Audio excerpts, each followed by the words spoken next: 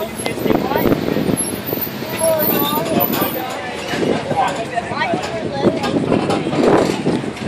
look, Mardi Gras. Now you can expect the tour to take a little bit longer today because of the build-up in traffic. But, hey, that's that dude that was there when we left. Give you a little bit more time to enjoy the city, that's all. I'm making a YouTube video. Now over here to your left is where Pedro Menendez landed on September 8th, 1565. That 208-foot tall cross made out of stainless steel. Today it is the mission, Nombre de Dios, meaning name of God. Now Menendez and his army set sail up the St. John's River to Fort Caroline, but they soon realized that the French ships had blocked the mouth of the river. So they withdrew, and they sailed to a smaller harbor just south and set up camp and called it St. Augustine. Now while the French Navy was attempting to attack St. Augustine, they were blown offshore. I want to get it. Menendez caught up with them and captured 250 survivors and asked them one very important question. Are you Catholic? Those who replied no were taken behind the dunes and slaughtered. About 100 of them replied that they were willing to be converted. But the Spanish realized they didn't have enough food to feed the extra people. So they were executed also. Now the bay in front of St. Augustine is called Matanzas. In Spanish means killing place or slaughter. Lovely.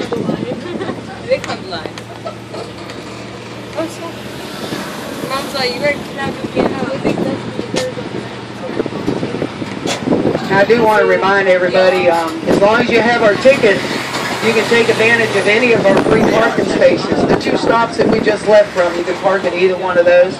We also have another one up here before the light on the left-hand side. That is called our San Marco Welcome Center. You can also park there for free. That's stop number 19 on your maps. The reason why I'm bringing this up is because if you park uptown around the square, you're going to have to feed the meters. And if you park to your right up here past the light in the parking garage, you're going to have to pay $10 a day. So that's the reason why I'm bringing that up to you. I love this phone. I could go like 55 minutes on here.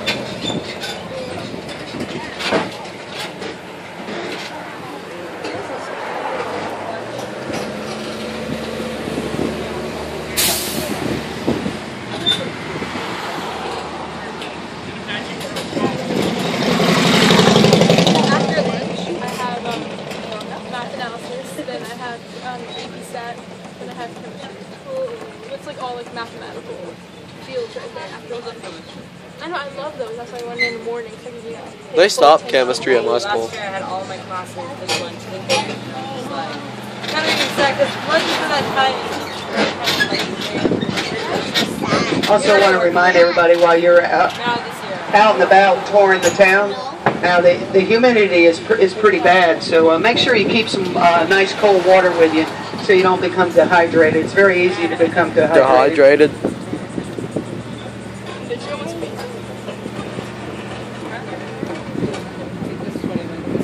Ooh, pizza. I was pulling into a stop one day, and I always remind people to keep water with them. And the little boy, he heard me say become dehydrated, and when I got at a stop, he told his mom, he said, "Mom, I need a Coke because I'm becoming dehydrated."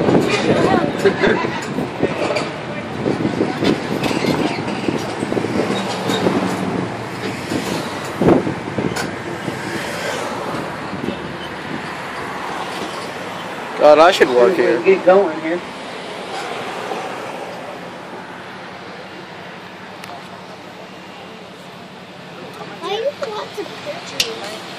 This section right in here where we're at is known as Uptown San Marco because of all of its antique shops and art galleries on both sides of the street.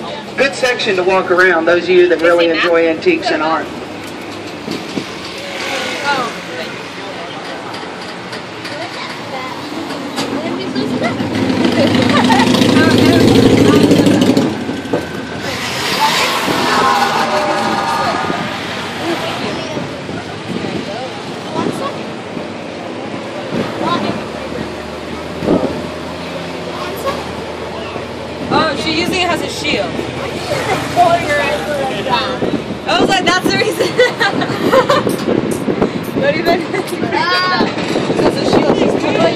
you think it?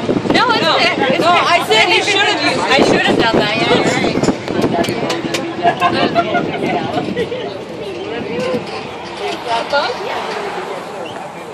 This is the stop over here to our left that I was telling you about, our San Marco Welcome Center. If anybody's doing the Ghost and Gravestones tours later on tonight, that is where that starts at. And again, you can park there for free. Free those photos here. You know the ghost hunters? They came here twice. Because there was like so much activity. They've been to Savannah like 12 times. Well, yeah, but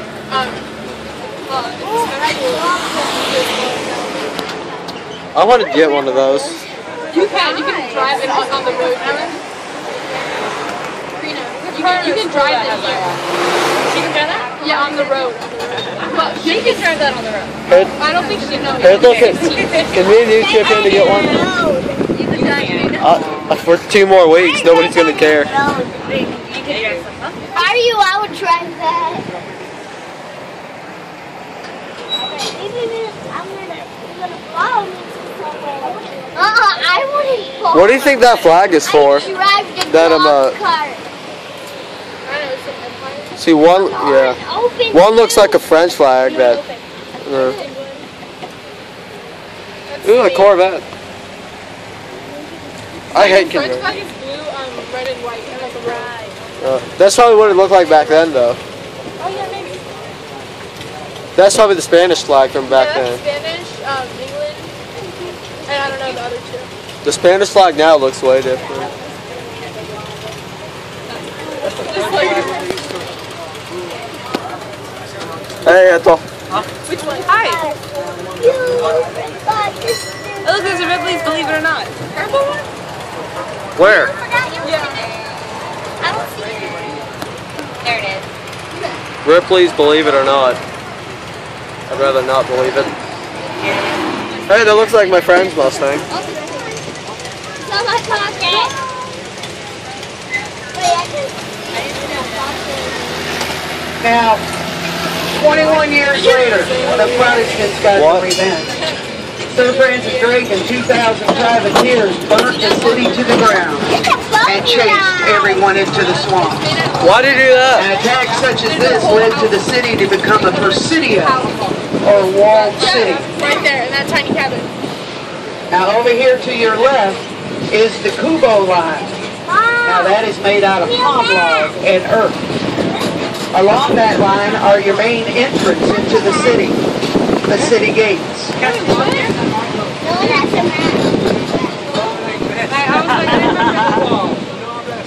Now there would also be larger fortifications called redoubts. Now redoubts added power to the line, and they also served as artillery emplacements.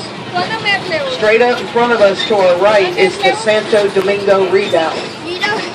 Along the outside of the redoubt are Spanish bayonets. Now you can see if the attackers tried to climb over the redoubt, how the bayonets can serve as a protection. See how sharp they are at the tips?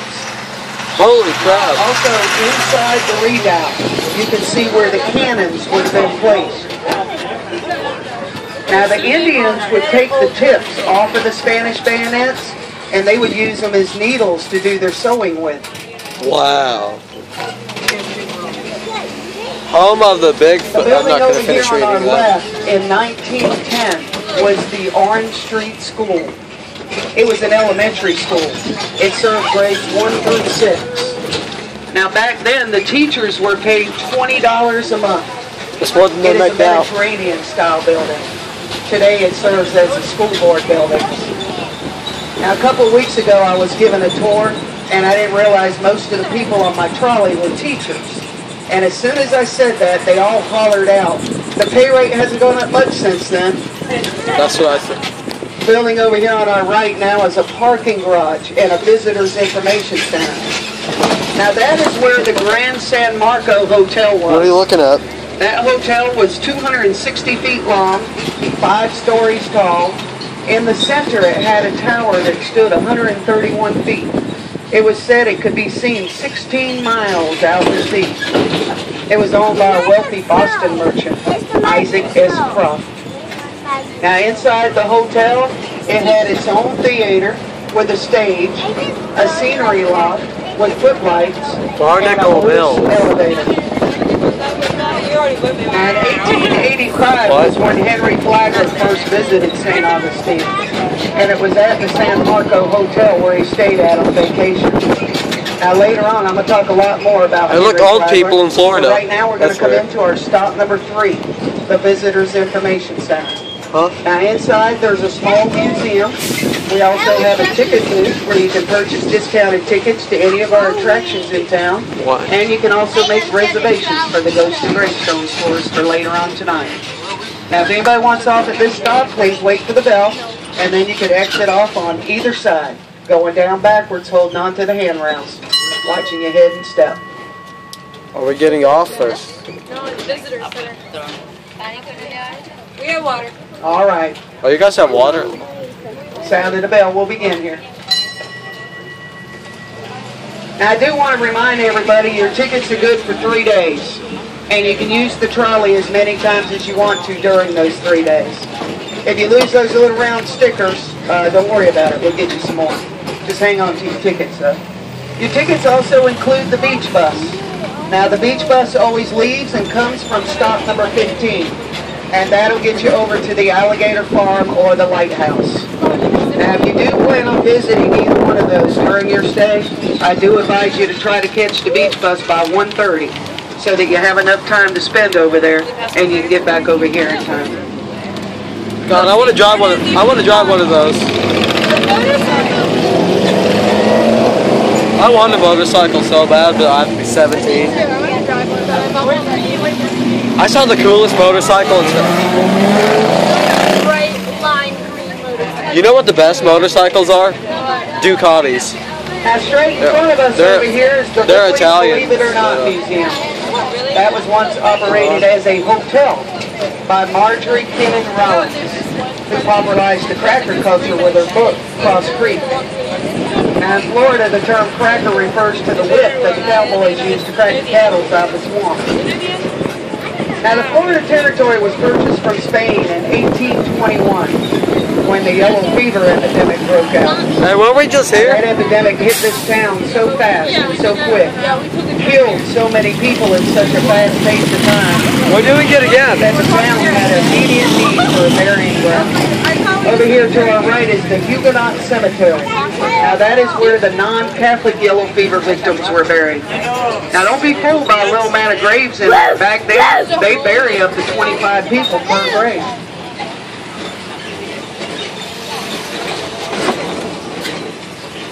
Now the building over here on our left is the old drugstore.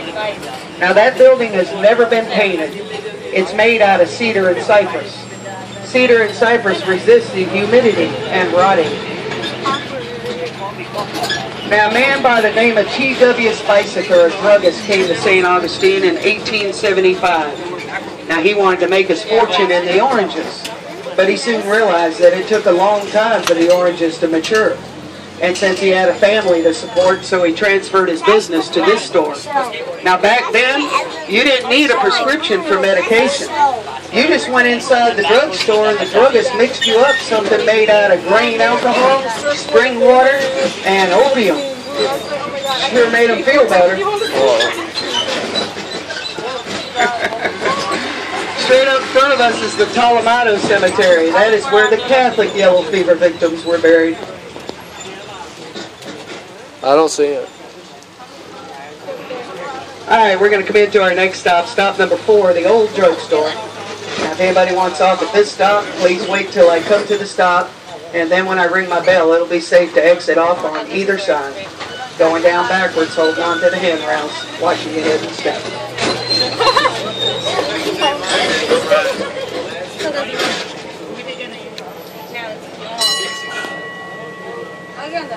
Alrighty, sound of the bell, we'll get going here. That's funny. Alright, we're going to head up to our next stop, stop number 5. And it is the city gates. Now originally the city gates was made out of palm log and earth. These city gates are made out of coquina. Yeah, hey, push. First now. And they were put up as Bueno, if I strip my eyes. the Castillo de San Marcos, a big fort. They also needed it to be walled with several other walls on the outskirts of the city. And they were put up in 1808. Now back then, the city gates was locked every night. So if the people didn't make it in on time, they had to stay outside the gates till the next morning when they reopened. And they had to face whatever attacks might come about, either by human or animal. So it didn't take the people long to realize they better get in on time. It was at dusk. Yeah. The street over here to our right is St. George Street. Now this is one of the main streets in town for the tourists, for the restaurants and the shops. If you look down the street to your right, the building with the chain wrapped around it, that is the oldest schoolhouse. Where? Now if anybody wants off at this stop, please wait for the bell, and then you can exit off to your right. Going down backwards, holding on to the handrails, watching your head. We're getting off? If you want, Dad, do you want to get off? Here. Okay. Hey, Achel. No. What's up, dude? Okay. You're going to stay here yourself. No one else is going to see you. Oh, we're getting off? Wait,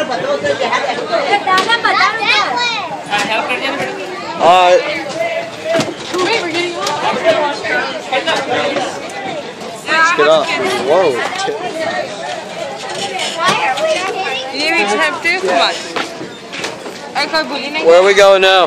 Get up, baby.